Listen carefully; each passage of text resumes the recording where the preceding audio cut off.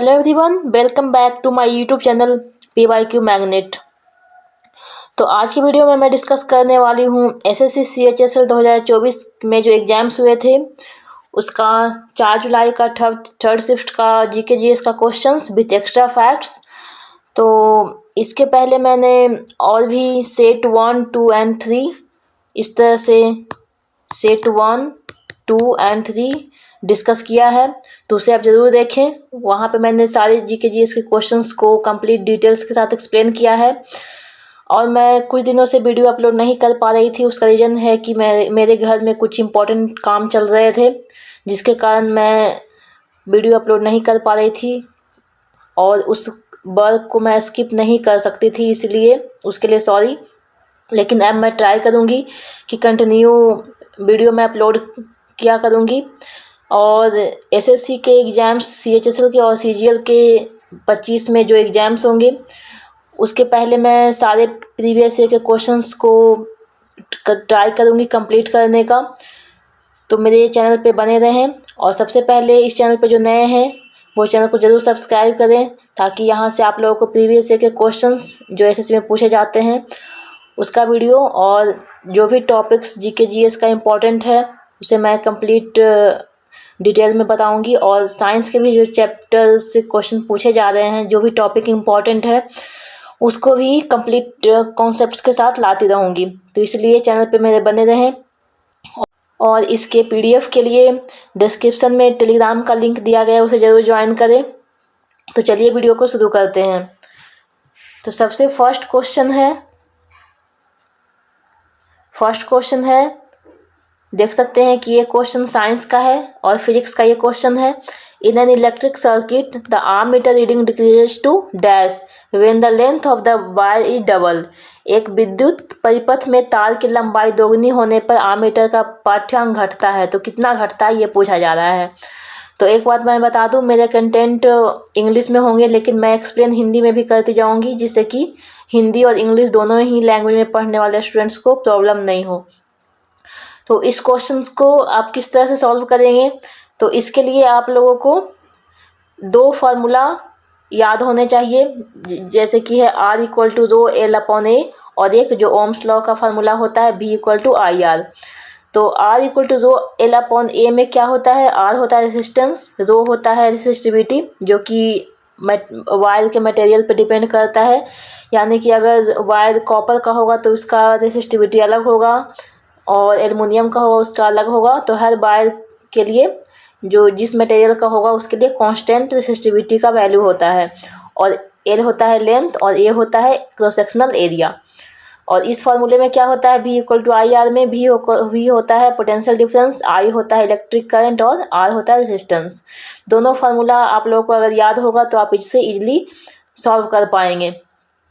तो इससे तो अगर आप डिटेल में सॉल्व करेंगे तो काफ़ी टाइम लग जाएगा, लेकिन मैं इसे शॉर्ट में कम टाइम में सॉल्व करने के लिए बताऊंगी। तो इसे आप इस तरह से सॉल्व कर सकते हैं कि इसमें बोला गया है आर्मीटर का रीडिंग का वैल्यू पूछा जा रहा है कितना डिक्रीज होगा। तो आर्मीटर का रीडिंग किस पे डिपेंड करेगा, इलेक्ट्रिक करंट पे डिपेंड करेगा। तो हम लोगों को क्या करना है, इलेक्ट्रिक करंट का वैल्यू फाइंड करना है। और इसमें क्या बोला जा रहा है कि लेंथ है, जो सपोज जो लेंथ है वायर का, सेकंड वायर का जो लेंथ होगा वो फर्स्ट वायर के लेंथ के 2 टाइम्स होगा, ये बोला जा रहा है।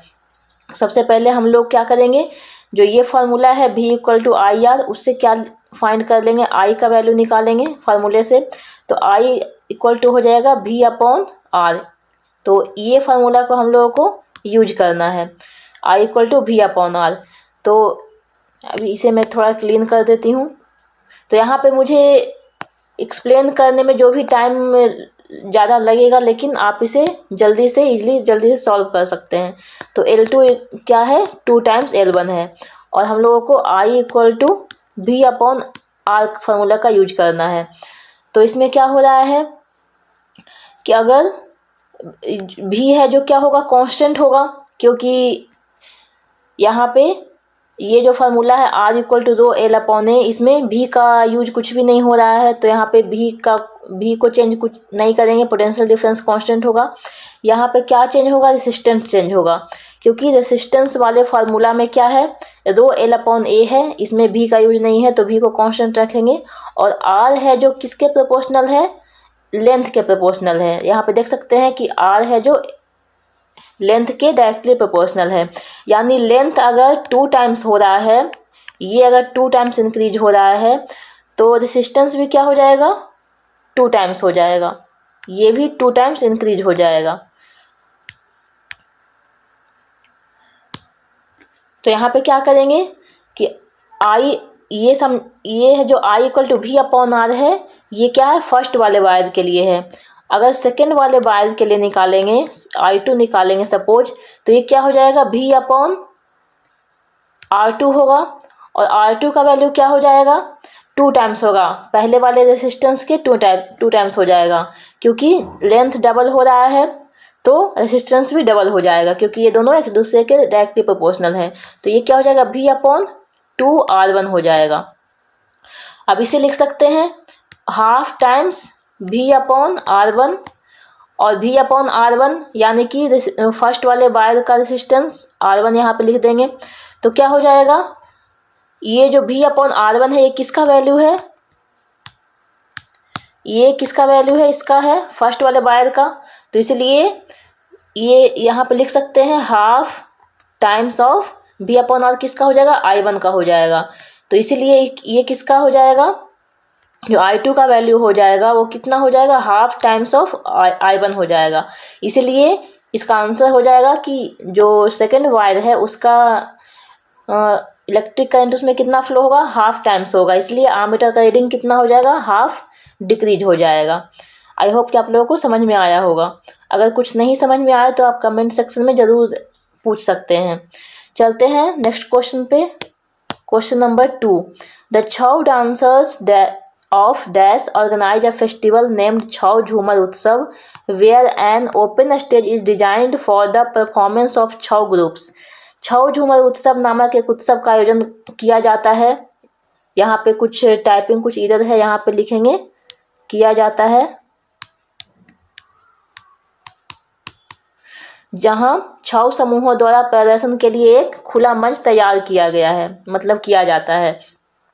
यानी कि यहाँ पे पूछा जा रहा है कि छऊ झूमर उत्सव में क्या किया जाता है, छऊ ग्रुप्स के द्वारा एक ओपन स्टेज परफॉर्मेंस दिया जाता है, वो कौन से स्टेट में मनाया जाता है ये पूछा जा रहा है। तो इसका राइट आंसर हो जाएगा ये वेस्ट बंगाल में मनाया जाता है।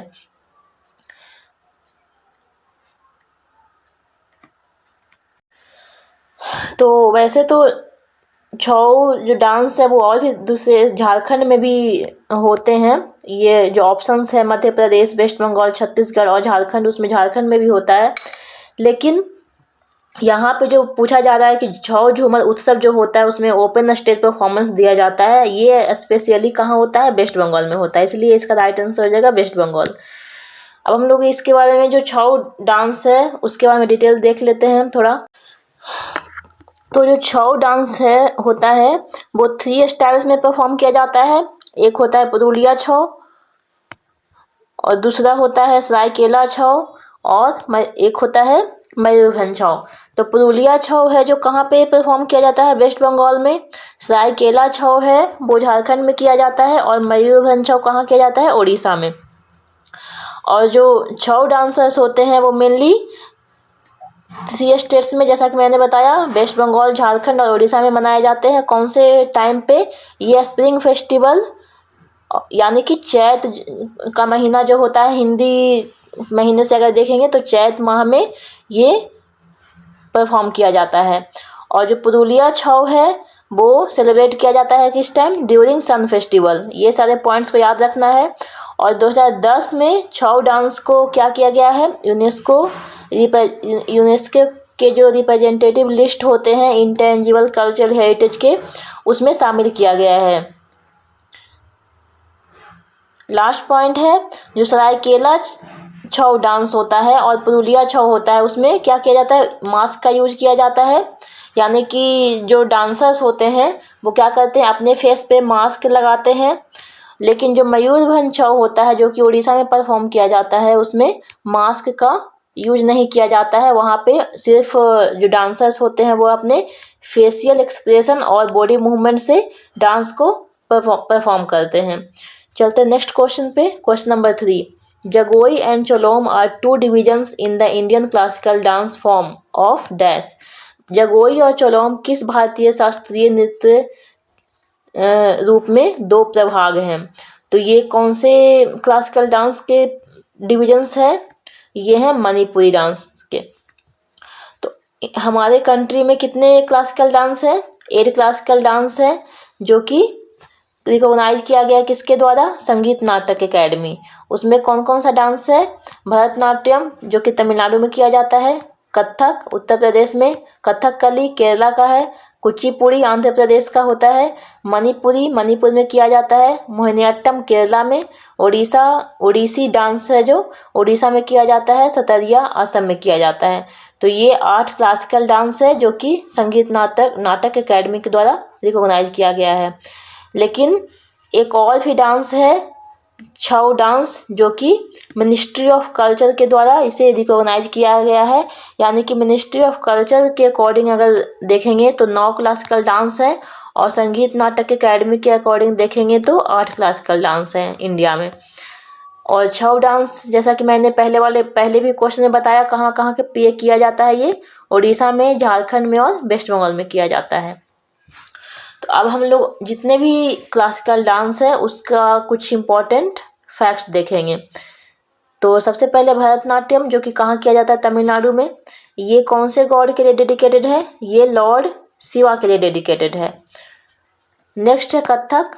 कथक कहाँ किया जाता है? नॉर्थ इंडिया में किया जाता है। इसमें हिंदू गॉड कृष्णा है, उनके चाइल्डहुड और कुछ उनके स्टोरीज के बारे में डांस के थ्रू इसे दिखाया जाता है।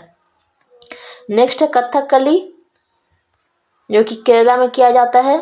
इसमें भी लॉर्ड कृष्णा और कभी समटाइम्स शिव के बारे में, लॉर्ड शिवा के बारे में भी डांस के थ्रू परफॉर्म किया जाता है। नेक्स्ट है कुचिपुड़ी। ये कहाँ किया जाता है? आंध्र प्रदेश में। इसे किसने ऑरिजिनेट किया है? ये 17th सेंचुरी में इसे क्रिएट किया किसने? सिद्धेंद्र योगी ने किया है। और इसमें क्या किया जाता है?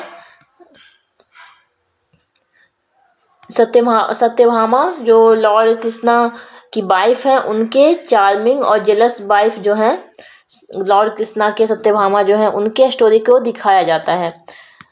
नेक्स्ट है मणिपुरी। इसमें भी ये भी एसोसिएटेड है किससे? रासलीला से। और इसके डिविजन्स है कौन कौन से? जगोई, चोलोम और हुएन लैंगलोन।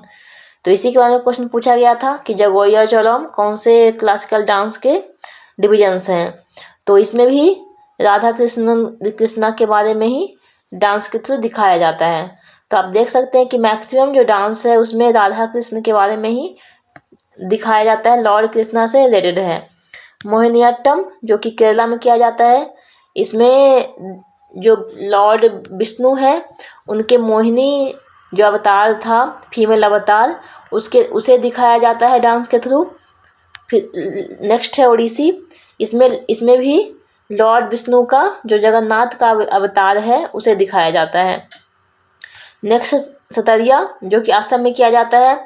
इसमें भी राधा कृष्णा का जो और उनके बारे में जो मिथ है उसे दिखाया जाता है डांस के थ्रू। तो ये हो गए सारे क्लासिकल डांस और उसमें कौन से गॉड के बारे में दिखाया जाता है डांस के थ्रू उसके बारे में। चलते हैं next question. Question number 4, match the following ports with their related states correctly. तो इसमें जो इंडिया के मेजर पोर्ट्स हैं उसके बारे में दिया गया है और उसे उसके कौन से स्टेट्स में है उसे उसके साथ मैच करना है। तो मौरमुगाओ पोर्ट कहाँ पे है? इसके नेम से ही आप याद रख सकते हैं, गाओ, लास्ट वर्ड गाओ इसमें ऐड है, तो ये हो जाएगा गोवा में। उसके बाद है पैरादीप। ये कौन से स्टेट में है? उड़ीसा में। हल्दिया कहाँ है? वेस्ट बंगाल में। और टूटीकोरिन है तमिलनाडु में। तो यहाँ पे मैंने जितने भी इंडिया में मेजर पोर्ट्स हैं उसका लिस्ट बनाया है। वैसे तो बहुत सारे पोर्ट्स हैं इंडिया में, लेकिन जो मेजर पोर्ट्स हैं जहाँ से क्वेश्चन पूछे जा सकते हैं एग्जाम्स में, उसका यहाँ पे लिस्ट मैंने दिया है। तो कोलकाता पोर्ट कहाँ पे है? वेस्ट बंगाल में। पारादीप कहाँ पे है? उड़ीसा में। विशाखापट्टनम कहाँ पे है? आंध्र प्रदेश में। कामराजार पोर्ट है तमिलनाडु में। चेन्नई पोर्ट है तमिलनाडु में। तूतीकोरिन पोर्ट है तमिलनाडु में। कोचिन पोर्ट है केरला में। न्यू मैंगलोर पोर्ट है कोलकाता कर्नाटका में। मर्मुगांव पोर्ट है गोवा में। मुंबई पोर्ट है महाराष्ट्र में। जवाहरलाल नेहरू पोर्ट है महाराष्ट्र में। कांडला पोर्ट है गुजरात में। और पोर्ट ब्लेयर पोर्ट है अंडमान एंड निकोबार में। और इसका राइट आंसर हो जाएगा ए का सी, बी का डी, सी का ए और डी का बी। इस तरह से मैंने ऊपर में भी मैच किया है। नेक्स्ट क्वेश्चन है 5th number question. As of August 2023 which of the following states has India's first fully functionally literate district. अगस्त 2023 तक निम्नलिखित में से किस राज्य में भारत का पहला पूर्ण रूप से साक्षर जिला है? तो अगस्त 2023 तक में इंडिया का first fully functionally literate district कौन सा है? कौन सा स्टेट में है? मध्य प्रदेश में। देख सकते हैं कि जो 24 में एग्जाम्स हुए थे 2024 में, उसमें 23 के करंट अफेयर से क्वेश्चन पूछे गए हैं। तो आप लोगों को 25 के एग्जाम्स के लिए 2024 का पूरे साल का करंट अफेयर उसको तैयार करना है। चलते हैं नेक्स्ट क्वेश्चन पे। Question number 6, which of the following is not any position in the basketball sports. निम्नलिखित में से कौन सा बास्केटबॉल खेलों में कोई स्थान नहीं है? तो यहाँ पे 4 ऑप्शंस दिए गए हैं। इसमें से जो शूटिंग गार्ड है, स्मॉल फॉरवर्ड है और पॉइंट गार्ड है, ये तीनों टर्म्स बास्केटबॉल से रिलेट करते हैं, लेकिन जो ऑलराउंडर है वो बास्केटबॉल से एसोसिएट नहीं करता। तो ये हो जाएगा राइट आंसर, जो कि बास्केटबॉल में जो स्पोर्ट्स है बास्केटबॉल का उससे एसोसिएटेड नहीं है। तो और अब हम लोग इम्पॉर्टेंट गेम्स हैं उसमें जो कौन कौन से पोजीशंस होते हैं, इम्पॉर्टेंट टर्म्स उसे देखेंगे। तो बास्केटबॉल में कौन कौन से होते हैं? Alley oop, air ball, assist, dunk, brick, shooting guard, foul, backboard, bank, court, dribble, baller, centre, fast break, free throw, block, basket, box, ball handling. Cricket में कौन कौन से होते हैं? Cricket bat, duck, appeal, boundary, aces, ball, wicket, bail, bouncer, allrounder, bye, century, innings, arm ball, ball tampering, bowled, crease, all out, batsman, bowler, caught, fast bowling, cut, extra. Volleyball में कौन कौन से टर्म्स होते हैं? Block, ace, dig, bump, attack, kill, side, side out, assist, floater, hit, libero, attacker, back row, attack, dink, fall, free ball, just, jump serve, pancake, serve, centre line, double hit, foot fault, forearm. Football में कौन कौन से होते हैं? Centre, defender, tackle, blitz, corner kick, extra time, goalkeeper, line of scrimmage, ball, corner back, down, dribble, field goal, goal, gridiron, kick, penalty, pigskin, team, backfield, pass, back. तो ये सारे terms आप रट कर तो नहीं याद कर सकते, लेकिन आप बार बार इसे सुनेंगे, देखेंगे तो आप लोगों को माइंड में ऑप्शंस को देखकर हिट कर जाएगा। चलते हैं नेक्स्ट क्वेश्चन पे। Question number 7, part 4A of the Indian constitution is related to dash. भारतीय संविधान का भाग 4A किससे संबंधित है? तो ये जो इंडियन कॉन्स्टिट्यूशन का पार्ट 4 है वो किससे रिलेटेड है? फंडामेंटल ड्यूटीज से। तो पॉलिटिक्स में जो पार्ट होते हैं वो सभी काफ़ी इम्पोर्टेंट होते हैं, वहाँ से क्वेश्चंस बनने की ज़्यादा संभावना होती है। तो इसलिए मैंने सारे पार्ट को यहाँ पे लिया है। इसमें से जो काफ़ी ज़्यादा इम्पोर्टेंट होगा उसे मैं मार्क करती जाऊँगी। वैसे तो सारे पार्ट को आप लोगों को एक बार गो थ्रू करना है। तो सबसे पहला पार्ट ए है, पार्ट 1 है। इसमें है the union and it's territory, article 1 to 4, 1 से 4 तक। पार्ट 2 है सिटीजनशिप, ये है आर्टिकल 5 से 11, 5 to 11। थर्ड है पार्ट 3, जिसमें है फंडामेंटल राइट्स, इसमें है आर्टिकल 12 से 35। पार्ट 4 है DPSP directive principles of state policy. इसका है आर्टिकल 36 to 51। उसके बाद है पार्ट 4A फंडामेंटल ड्यूटीज, जिसका आर्टिकल है आर्टिकल 51A। उसके बाद है पार्ट 5 द यूनियन, इसका आर्टिकल है 52 to 151। और नेक्स्ट है पार्ट 6 इसमें है द स्टेट्स, इसका आर्टिकल है 152 से लेकर 237। तो ये जो पार्ट 1 से लेकर पार्ट 6 तक के पार्ट्स हैं, भाग हैं, वो काफ़ी इम्पोर्टेंट है, ये सभी को अच्छे से याद रखना है। उसके बाद है पार्ट 7 जिसमें है states in the B part of the first schedule repealed, इसका आर्टिकल 238, यानी इसे हटा दिया गया है। उसके बाद है पार्ट 8, इसमें है यूनियन टेरिटरीज, जिसका आर्टिकल्स है 239 से लेकर 242। उसके बाद है पार्ट 9, इसमें है पंचायत, जिसका आर्टिकल्स है 243 से लेकर 243O। उसके बाद है पार्ट 9A म्यूनसिपलिटीज, इसका आर्टिकल्स है 243P to 243ZG। तो पार्ट 9 और पार्ट 9A ये दोनों भी काफ़ी इम्पोर्टेंट हैं। उसके बाद है पार्ट 9B जिसमें है कोऑपरेटिव सोसाइटीज, इसका आर्टिकल है 243ZH से लेकर 243ZT। उसके बाद है part 10 scheduled and tribal areas, जिसका आर्टिकल है 244 से लेकर 244A।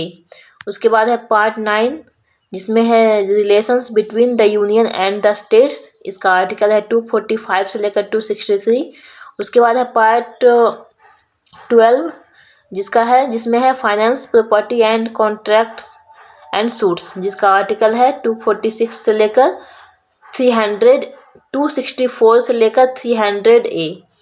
उसके बाद है पार्ट 13 भाग 13 trade and commerce with in India, इसका आर्टिकल है 301 से लेकर 307। उसके बाद है part 14 services under the union and states, इसका आर्टिकल है 308 से लेकर 323। उसके बाद है part 14A tribunals, article 323A to 323B। Part 15 elections, जिसका आर्टिकल है आर्टिकल 324 से लेकर 329A। तो ये भी काफ़ी इम्पोर्टेंट है आर्टिकल 15 जिसमें इलेक्शंस के बारे में बताया गया है। उसके बाद है part 16 special provisions relating to certain classes, article 332 342। उसके बाद है पार्ट 17 लैंग्वेज, जिसका आर्टिकल है आर्टिकल 343 to 351। तो ये भी लैंग्वेज भी काफ़ी इम्पोर्टेंट है। उसके बाद है part 18 emergency provisions, article 352 to 360, ये भी इम्पोर्टेंट है इमरजेंसी प्रोविजंस। उसके बाद है पार्ट 19 मिसलेनियस, और इसके बाद है part 20 amendment of the constitution, article 368, ये भी इम्पोर्टेंट है। और उसके बाद है part 21 temporary transitional and special provisions, इसका आर्टिकल है 369 to 392। और लास्ट पार्ट है पार्ट 22 जिसमें है short titles, date of commencement, authoritative text in Hindi and repeals, article 393 to 395। तो ये टोटल हो गए 22 भाग भारतीय संविधान के। इसमें से जो मैंने इम्पोर्टेंट बताया है उसे तो आप लोगों को अच्छे से याद रखना है। चलते हैं नेक्स्ट क्वेश्चन पे। Question number 8, in a spreadsheet page orientation is changed through dash. Spreadsheet में पेज ओरिएंटेशन को इसके माध्यम से बदल दिया जाता है। तो ये है कंप्यूटर का क्वेश्चंस। तो स्प्रेडशीट कहाँ पे होता है? ये होता है MS एक्सेल में। तो मैंने यहाँ पे फोटो भी लगाया है। जैसे ही आप कंप्यूटर ओपन करेंगे, MS एक्सेल निकालेंगे तो इस तरह का बॉक्स निकल कर आएगा। तो इसमें पूछा जा रहा है कि अगर पेज के ओरिएंटेशन को चेंज करना है तो कहाँ से चेंज कर सकते हैं। तो जब MS एक्सेल ओपन करेंगे तो आप लोगों को इस तरह का ओपन होकर आएगा। इसमें ऑप्शन होगा फाइल का, होम का, इंसर्ट का, पेज लेआउट का, फार्मूलाज का, ये सब का ऑप्शंस होगा। तो हम लोगों को ओरिएंटेशन को चेंज करना है, यानी कि ओरिएंटेशन मतलब या तो वर्टिकल करना है या तो हॉरिजॉन्टल करना है। तो इसके लिए क्या करेंगे, पेज लेआउट पे जाएंगे और पेज लेआउट पे जाने पे क्या ओपन होकर आएगा, यहाँ पे देख सकते हैं कि मार्जिन है, ओरिएंटेशन है, साइज है, ये सब दिया हुआ है। तो हम लोग को ओरिएंटेशन को चेंज करना है। तो हम लोग क्या करेंगे, जो यहाँ पे ओरिएंटेशन लिखा हुआ है, यहाँ पे ओरिएंटेशन लिखा हुआ है उस पे जाएंगे तो ये बॉक्स ओपन होकर आएगा। और इस बॉक्स को क्या कहते हैं, डायलॉग बॉक्स बोलते हैं। तो इस डायलॉग बॉक्स में देख सकते हैं कि ऑप्शन है एक पोर्ट्रेट का और एक लैंडस्केप का। तो पोर्ट्रेट यानी कि वर्टिकल और लैंडस्केप यानी हॉरिजॉन्टल। तो इसमें से अगर जो भी आप लोगों को चाहिए, जिस भी ओरिएंटेशन में चाहिए उस पर टैप करेंगे, यहाँ पे क्लिक करेंगे तो उस ओरिएंटेशन में चेंज हो जाएगा। तो इसीलिए पूछा जा रहा है कि ओरिएंटेशन को चेंज करने के लिए कौन से ऑप्शन को सेलेक्ट करना पड़ेगा। तो यहाँ पे हो जाएगा ऑप्शन नंबर डी, ये हो जाएगा right answer, page setup dialog. क्योंकि ये जो ओरिएंटेशन में हम लोगों ने ओपन किया इसका नाम ही क्या होता है, यहाँ पे देख रहे होंगे छोटा सा लिखा हुआ है पेज सेटअप, इसलिए। और इसको कहते हैं डायलॉग बॉक्स। तो ये डायलॉग बॉक्स हो गया और इसे कहते हैं पेज सेटअप। इसके अंदर जो ओरिएंटेशन का बात हो रहा है तो ये पेज सेटअप के अंदर आता है। तो इसीलिए इसका राइट आंसर हो जाएगा page setup dialog. I hope कि आप लोगों को समझ में आया होगा। चलते हैं नेक्स्ट क्वेश्चन पे, question number 9। Where is the oldest centre of Lesburg located in Gujarat. Gujarat में लेसबर्ग का सबसे पुराना केंद्र कहाँ पे स्थित है। तो ये कहाँ पे है, जामनगर में। तो लेस होता क्या है, किसी भी क्लॉथ पे उसके बॉर्डर पे जो डेकोरेट किया जाता है शाइनिंग के लिए और सुंदर दिखने के लिए, तो उसे कहते हैं लेस। और इसका ही लोकेशन कहाँ पे है, गुजरात में जामनगर में, जहाँ पे इसे बनाया जाता है। नेक्स्ट क्वेश्चन है question number 10। Federalism in the Indian constitutional context means. भारतीय संवैधानिक संदर्भों में संघवाद का अर्थ क्या है। तो फेडरलिज्म का मतलब क्या है इंडिया में, इसका मतलब होता है कि जो गवर्नमेंट का जो लेवल होता है, डिवीजन ऑफ पावर होता है, उसके बारे में पूछा जा रहा है। तो ये कौन सा इसका ऑप्शन हो जाएगा, ऑप्शन नंबर डी इसका राइट आंसर हो जाएगा, the existence of the more than one level of government in the country. जैसे कि इंडिया में भी क्या है कि 2 लेवल है गवर्नमेंट का, एक स्टेट लेवल का और एक सेंटर लेवल का। दोनों का अपना अपना रूल्स एंड रेगुलेशंस है, पावर है जिसके अंदर वो काम करते हैं। तो इसीलिए फेडरलिज्म के अंदर डिवीजन ऑफ पावर होता है, लेवल ऑफ गवर्नमेंट होता है। एक से ज़्यादा लेवल जहाँ पे भी होंगे गवर्नमेंट के जिस भी कंट्री में, तो उसे बोलेंगे फेडरलिज्म। चलते हैं नेक्स्ट क्वेश्चन पे, question number 11। In Hindustani classical music according to Vishnu Narayan Bhatkhande how many thaats are the origin of ragas. Hindustani शास्त्रीय संगीत में विष्णु नारायण भातखंडे के अनुसार रागों की उत्पत्ति में कितने ठाट हैं। तो इसमें कितने हैं, 10। इसे डायरेक्टली आप लोग को याद रखना है। चलते हैं नेक्स्ट क्वेश्चन पे, question number 12। In which of the following cities was the Asian wrestling championship 2023 held. निम्नलिखित में से किस शहर में एशियाई कुश्ती चैंपियनशिप 2023 आयोजित की गई थी। तो 2023 का एशियन रेसलिंग चैंपियनशिप कहाँ पे हुआ है, ये हुआ है अस्ताना में। तो अब हम लोग और भी जितने भी एडिशंस हुए हैं उसे देखेंगे। तो 22 का कहाँ पे हुआ था, उलन बटार मंगोलिया में। 23 का कहाँ पे हुआ, अस्ताना कजाकिस्तान में। और 24 का कहाँ पे हुआ, बिश्केक किर्गिस्तान में, जिसमें कि इंडिया का 10th रैंक रहा। और इसमें इंडिया ने 25 गोल्ड, 82 सिल्वर और 137 ब्रॉन्ज जीता है, टोटल 244 मेडल्स। चलते हैं नेक्स्ट क्वेश्चन पे, question number 13। The institute established bye काका हाथरसी इन 1932 इज। 1932 में काका हाथरसी द्वारा स्थापित संस्थान है। तो ये कौन सा संस्थान है, ये है संगीत कार्यालय। तो काका हाथरसी ने 1932 में कौन सा एस्टेब्लिश किया था, संगीत कार्यालय को।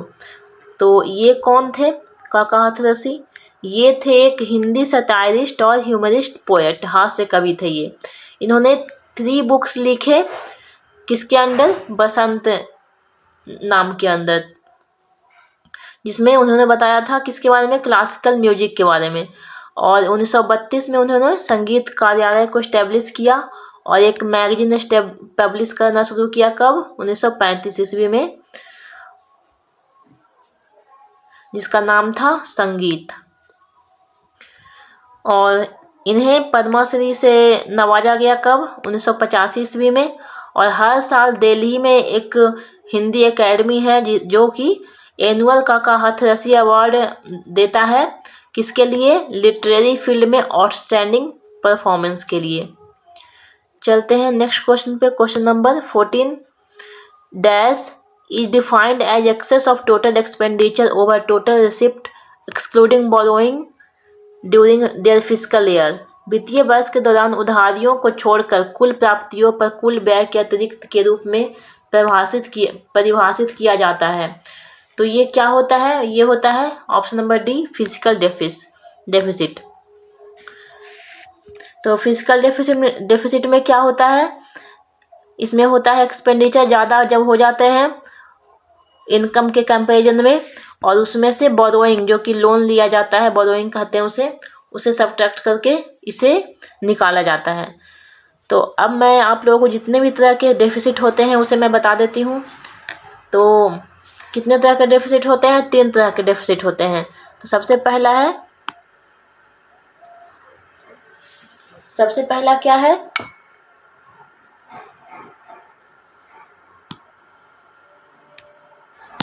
सबसे पहला है रेवेन्यू डेफिसिट। इसमें क्या होता है, जब एक्सपेंडिचर से क्या करते हैं, इनकम को सब्ट्रैक्ट करते हैं। तो यहाँ पे ध्यान देने वाली बात है कि डेफिसिट है यानी घाटा हो रहा है, तो सारे में ही एक्सपेंडिचर ज़्यादा होंगे इनकम के कंपैरिजन में। तो रेवेन्यू डेफिसिट ये हो गया जिसमें कि इनकम को सब्ट्रैक्ट करेंगे, किससे, घटाएंगे एक्सपेंडिचर से। उसके बाद होता है फिजिकल डेफिसिट।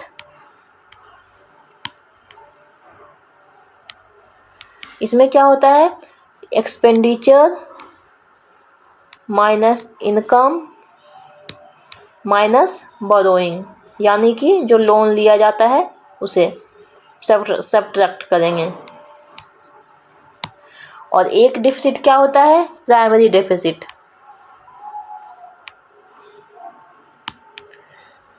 इसमें क्या होता है, इसमें जब फिजिकल डेफिसिट से क्या करते हैं, इंटरेस्ट पेमेंट को माइनस कर देते हैं।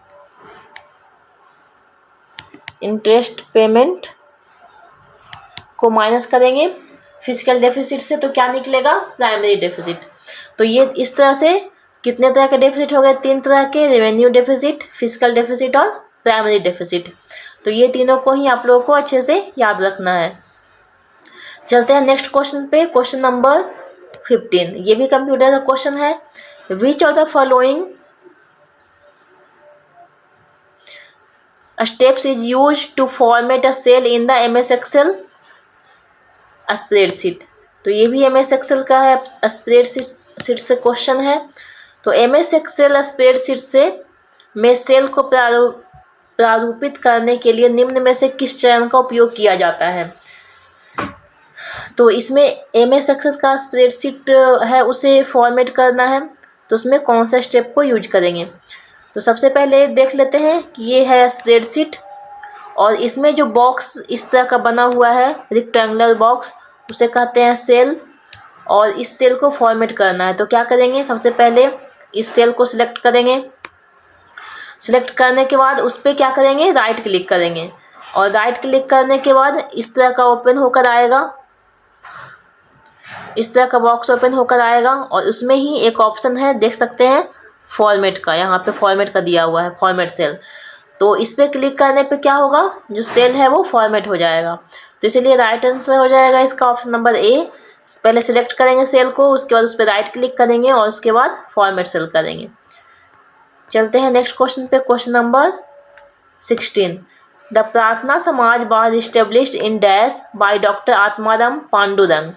प्रार्थना समाज की स्थापना डॉक्टर आत्माराम पांडुरंग ने की थी। कहाँ पे की थी? ये की थी बॉम्बे में। तो केशव चंद्र के सेन के साथ मिलकर प्रार्थना समाज को किसने फाउंड किया, किसने स्थापित किया? आत्माराम पांडुरंग ने किया। कब किया? 31 मार्च 1867 में। कहाँ पे किया? बॉम्बे में। और ये पॉपुलर कब हुआ? ये पॉपुलर हुआ जब इसमें महादेव गोविंद रानडे ने इन्हें ज्वाइन किया।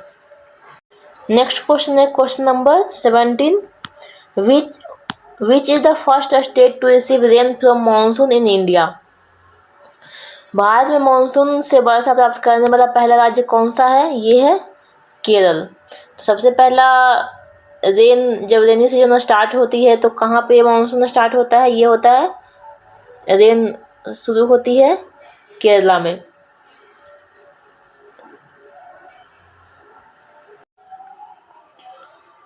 और ये केरला में क्यों होती है फर्स्ट बारिश? तो ये जब ये इंडिया है और यहाँ पे केरला है, तो साउथ वेस्ट मानसून यहाँ पे हिट करती है, तो यहाँ पे सबसे पहला बारिश केरल में होती है साउथ वेस्ट मानसून के कारण। याद रखना है कि केरल में फर्स्ट रेन क्यों होती है? साउथ वेस्ट मानसून के कारण। चलते हैं नेक्स्ट क्वेश्चन पे, question number 18। The president of India appointed dash as the governor of the Karnataka in July 2021। तो यहाँ पे क्या हो जाएगा? ये कुछ यहाँ पे टाइपिंग की तरह है, यहाँ पे हो जाएगा हिंदी में, यहाँ पे के प्लेस पे हो जाएगा को, डैश को राष्ट्रपति ने जुलाई 2021 में कर्नाटक के राज्यपाल के रूप में नियुक्त किया। तो किसे किया? ये किया थावर चंद गहलोत को। नेक्स्ट क्वेश्चन है question number 19। Which of the following statements most accurately describe the planet Saturn? निम्नलिखित में से कौन सा कथन शनि ग्रह का सबसे सटीक वर्णन करता है? तो ये इसका राइट आंसर हो जाएगा option number B. It is the gas giant made up of mostly of hydrogen and helium and the density is less than that of water. तो सैटर्न का क्या है? इसका जो डेंसिटी होता है वाटर से भी कम होता है।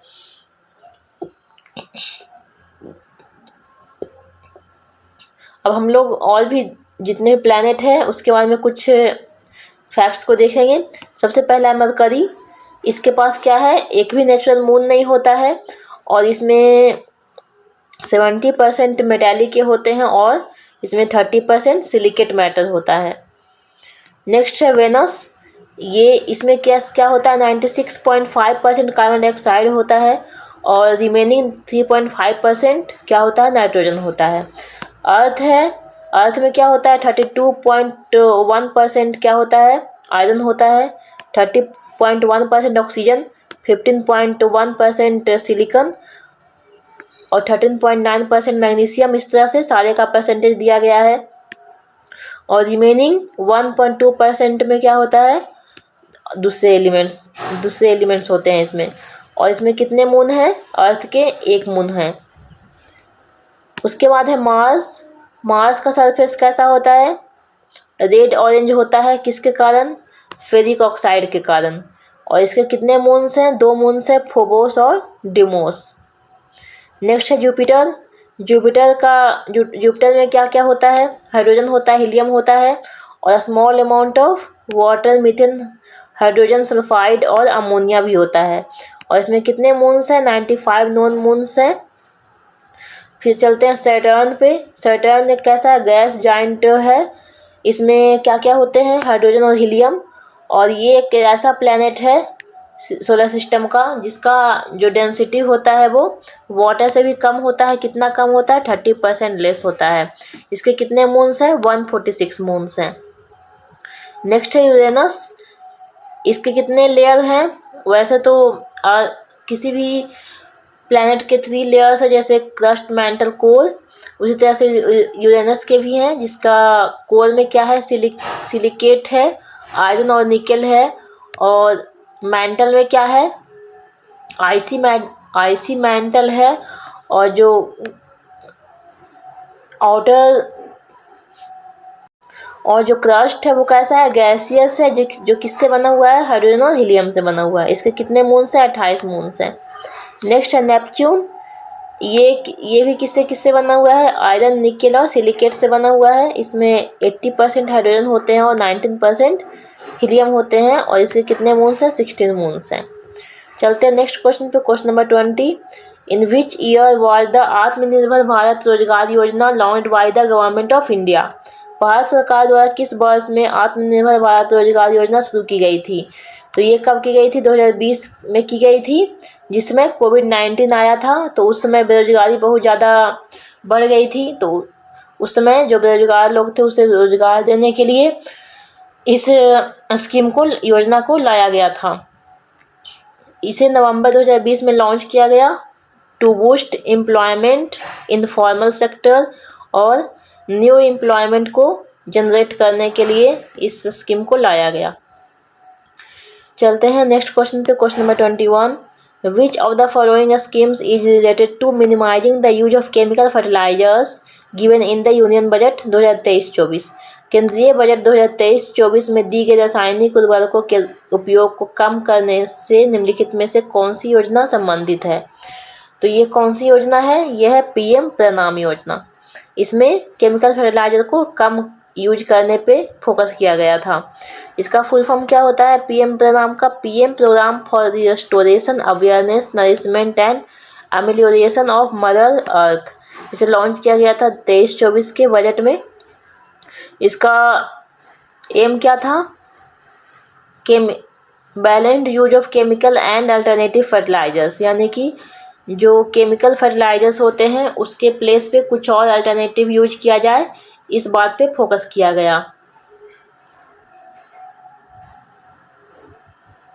और इस तरह से रीजनरेटिव एग्रीकल्चर के बारे में अवेयरनेस फैलाने का काम किया गया।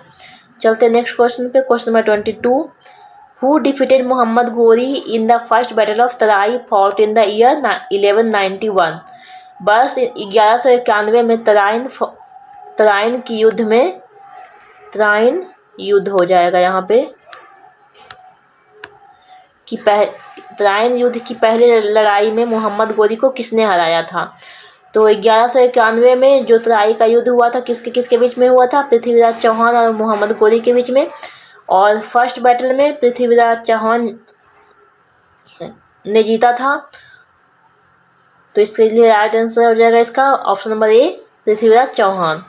तो फर्स्ट बैटल ऑफ तराइन 1191 में हुआ पृथ्वीराज चौहान और मोहम्मद गोरी के बीच में, जिसमें पृथ्वीराज चौहान ने मोहम्मद गोरी को हराया। और जब सेकंड बैटल हुआ तराइन का 1192 में, उसमें भी मोहम्मद गोरी और पृथ्वीराज चौहान के बीच में हुआ, और इसमें पृथ्वीराज चौहान हारे थे और मोहम्मद गोरी जीता था।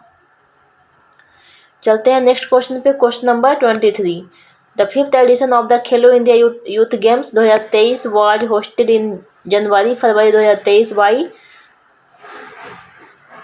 खेलो इंडिया यूथ गेम्स 2023 के 5वें संस्करण की मेजबानी जनवरी-फरवरी 2023 में किसके द्वारा की गई थी?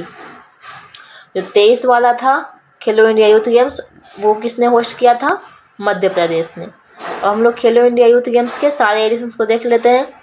तो ये स्टार्ट कब हुआ है? 2018 में स्टार्ट हुआ है खेलो इंडिया यूथ गेम्स। और ये कहाँ पे किया गया था? सबसे पहले दिल्ली में होस्ट किया गया था। और इसके फर्स्ट विनर रहे थे हरियाणा, सेकंड महाराष्ट्र, थर्ड दिल्ली। दूसरा एडिशन हुआ था 2019 में, उसमें होस्ट किया गया था कहाँ? महाराष्ट्र में। फर्स्ट विनर था महाराष्ट्र, सेकंड था हरियाणा, थर्ड था दिल्ली। थर्ड हुआ था 2020 में, होस्ट किया गया था इसमें असम में। इसका फर्स्ट विनर था महाराष्ट्र, सेकंड था हरियाणा, थर्ड था दिल्ली।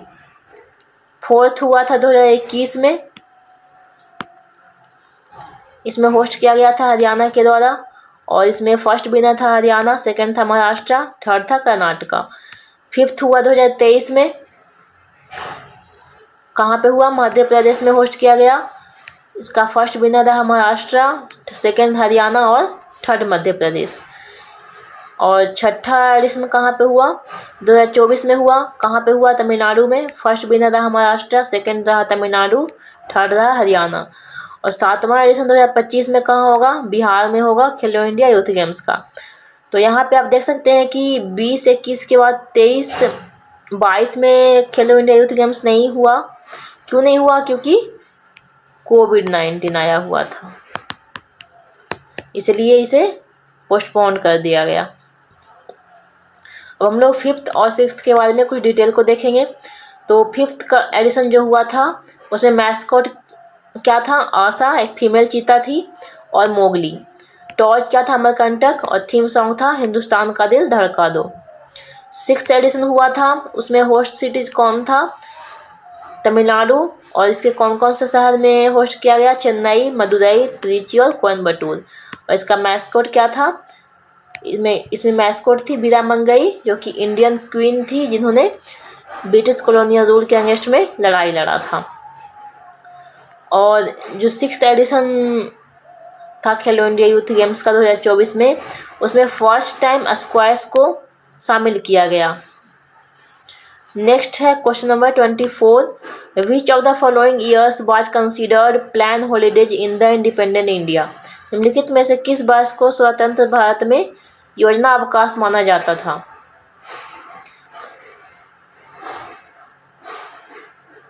तो इसमें राइट आंसर हो जाएगा इसका 1966 से लेकर 69 तक जो 3 इयर्स का है उसे प्लान हॉलीडेज माना जाता था। उसमें प्लान हॉलीडेज उसे कंसीडर किया गया था।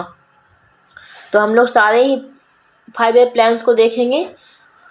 तो फर्स्ट 5 ईयर प्लान कब स्टार्ट हुआ? 1951 से लेकर 1956। तो ये भी काफ़ी इम्पोर्टेंट है। ये फर्स्ट 5 ईयर प्लान है, फर्स्ट 5 ईयर प्लान। तो इसे याद रखना है, इम्पोर्टेंट है कि फर्स्ट 5 ईयर प्लान कब आया? 1951 से लेकर 1956। सेकंड है 1956 से लेकर 1961। थर्ड है 61 से लेकर 66। और इसके बाद आया प्लान हॉलीडे, ये भी काफ़ी इम्पोर्टेंट है। 1966 से लेकर 1969, ये कितने ईयर्स के लिए आया? 3 ईयर्स के लिए। इसके बाद है फोर्थ 5 ईयर प्लान 69 से लेकर 74। फिफ्थ 5 ईयर प्लान 74 से लेकर 78। तो इसका भी ध्यान रखना है कि ये ओनली 4 ईयर्स के लिए है, 4 साल के लिए है, क्योंकि और सारे जो 5 ईयर प्लान है वो 5 साल के लिए है, लेकिन फिफ्थ वाला कितने साल के लिए? 4 साल के लिए है। उसके बाद आया रोलिंग प्लान, ये भी इम्पोर्टेंट है, 1978 से लेकर 1980, 1978 से 1980। ये कितने साल के लिए है? 2 साल के लिए। उसके बाद है सिक्स्थ 5 ईयर प्लान 80 से लेकर 85। सेवन 5 ईयर प्लान 85 से 90। उसके बाद आया एनुअल प्लान, ये भी काफ़ी इम्पोर्टेंट है, ये भी 2 साल के लिए, 1990 से लेकर 1992। उसके बाद आया एट्थ 5 ईयर प्लान 1992 से 1997। उसके बाद आया नाइन्थ 5 ईयर प्लान 1997 से लेकर 2002। उसके बाद आया 10th 5 ईयर प्लान 2002 से 2007। 11th 2007 से लेकर 12। 12th 2012 से लेकर 17। तो ये था जो 12th 5 ईयर प्लान था वो लास्ट था, ये भी याद रखना है। चलते हैं नेक्स्ट और लास्ट क्वेश्चंस पे। 25 number question, which of the following is a part of apical meristem found in roots? निम्नलिखित में से कौन सा जड़ों में पाए जाने वाले एपिकल मेरिस्टेम का एक हिस्सा है? तो ये किसका है? बायोलॉजी का क्वेश्चन है। तो एपिकल मेरिस्टेम रूट्स में भी होते हैं और शूट्स में भी होते हैं। तो इसका जो रूट्स वाला जो एपिकल मेरिस्टेम होता है वो उसमें कौन सा पार्ट होता है? उसमें होता है प्रोटोडर्म। तो ये सपोज सॉइल है, इसके ऊपर जो पार्ट होता है प्लांट का उसे बोलते हैं शूट सिस्टम, और नीचे वाले को बोलते हैं रूट सिस्टम। तो प्लांट में सेल का डिवीजन ऊपर में भी होता है, शूट सिस्टम में भी और रूट सिस्टम में। इसलिए जो एपिकल मेरिस्टेम होता है यानी कि मेरिस्टेमेटिक टिश्यू जो होते हैं वो रूट्स में भी होते हैं और शूट्स में भी होते हैं। अब हम लोग देख लेते हैं प्लांट टिश्यू को कंप्लीट डिटेल्स में। तो सबसे पहले जो सबसे स्मॉलेस्ट यूनिट होता है लिविंग विंग्स का, उसका सबसे स्मॉलेस्ट यूनिट क्या होता है? सेल होता है। सपोज ये सेल है, अब बहुत सारे सेल को मिला देंगे तो क्या बन जाएगा? टिश्यू बन जाएगा। और बहुत सारे टिश्यू को अगर मिलाएंगे तो क्या बनेगा? इससे बनेगा ऑर्गन। सेल से टिश्यू बना, टिश्यू से ऑर्गन बना, और ऑर्गन से क्या बनेगा? बहुत सारे ऑर्गन को मिलाएंगे तो ऑर्गन सिस्टम बनेगा। तो हम लोग यहाँ पे प्लांट टिश्यू को देखेंगे। तो प्लांट टिश्यू दो तरह के होते हैं, मेरिस्टेमेटिक टिश्यू और परमानेंट टिश्यू।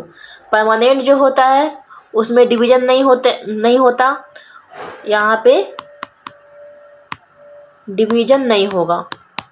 लेकिन जो मेरिस्टेमेटिक टिश्यू होते हैं वहाँ पे क्या होता है? सेल का डिवीजन होता है।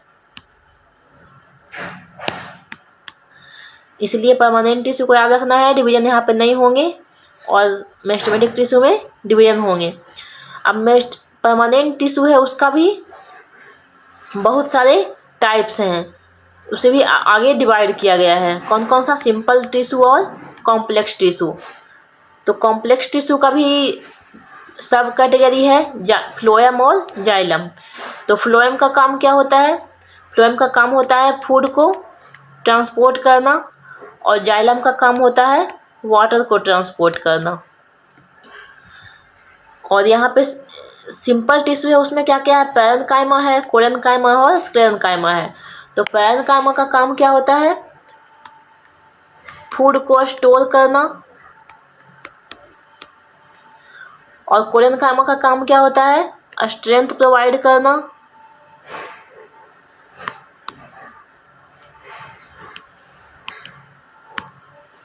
सॉरी, थोड़ा राइटिंग सही नहीं हो रहा है, इसे मैं अच्छे से लिख देती हूँ। कोलेनकाइमा का काम क्या होता है? स्ट्रेंथ प्रोवाइड करना,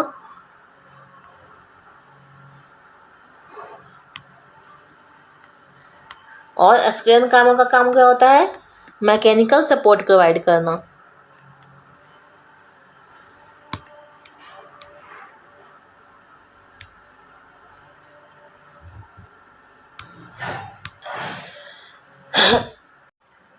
इस तरह से कोलेनकाइमा और स्क्लेरेन्काइमा ये दोनों का फंक्शन एक जैसा होता है, स्ट्रेंथ प्रोवाइड करना और मैकेनिकल सपोर्ट प्रोवाइड करना। और पैरेन्काइमा का काम क्या होता है? फूड को स्टोर करना।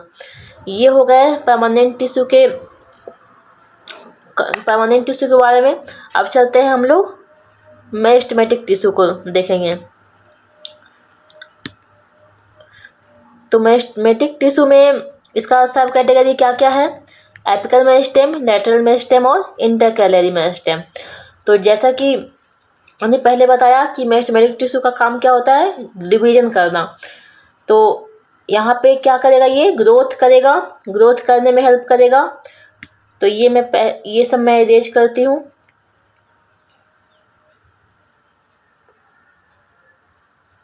ये सब इरेज करती हूँ। यहाँ पे मैं बताती हूँ कि एपिकल मेरिस्टेम और भी जो लैटरल और इंटरकैलरी मेरिस्टेम है उसका फंक्शन किस तरह से परफॉर्म होता है।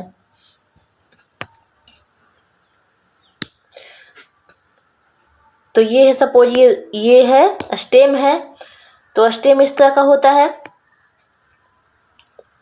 तो इसमें क्या होगा कि जो वर्टिकल डायरेक्शन में ग्रोथ होगा वो किसका काम होगा? ग्रोथ करने का काम किसका होगा? एपिकल मेरिस्टेम का होगा। और जो ये सपोज नोड्स है, दो स्टेम्स में नोड्स भी होते हैं जहाँ से और भी दूसरे स्टेम्स निकलते हैं। तो उसके बीच का जो ग्रोथ होगा उसका ग्रोथ में कौन सा मेरिस्टेमेटिक टिश्यू हेल्प करता है? इसमें हेल्प करता है intercalary meristematic tissue, intercalary meristem. और जो हॉरिजॉन्टल ग्रोथ होता है स्टेम का, जो चौड़ाई बढ़ाने में काम करता है, वो कौन सा मेरिस्टेम के कारण होता है? ये होता है लैटरल मेरिस्टेम। तो इस तरह से जितने भी मेरिस्टेमेटिक टिश्यू है उसका काम होता है ग्रोथ में हेल्प करना, लंबाई चौड़ाई बढ़ाना। तो इस तरह से एपिकल मेरिस्टेम, इंटरकैलरी मेरिस्टेम और लैटरल मेरिस्टेम का अलग अलग पोजीशन होता है जहाँ पे ये ग्रोथ करते हैं। अब हम लोग जो एपिकल मेरिस्टेम है रूट्स के और शूट्स के दोनों का देख लेंगे कि कौन कौन सा पार्ट इसमें होता है। तो ये है किसका, रूट का, और ये है शूट का यानी स्टेम का। तो रूट में कौन कौन से होते हैं पार्ट एपिकल मेरिस्टेम में, इसमें होता है root hair, protoderm, ground meristem, procambium, root apical meristem, ये वाला पार्ट है बताया जा रहा है, और नीचे होता है रूट कैप। और जो शूट वाले सिस्टम में होते हैं उसमें क्या क्या होता है, यंग लीफ होता है, प्रोटोडर्म इसमें भी होता है, शूट एपिकल मेरिस्टेम होता है, सेंट्रल मदर सेल होता है, ग्राउंड मेरिस्टेम होता है, प्रोकैम्बियम होता है, नोड होता है, एक्जुलरी बर्ड, प्रीमोडियम होता है, बेस ऑफ सबटेंडिंग लीफ होता है, और पीथ होता है। ये हो गए शूट सिस्टम के।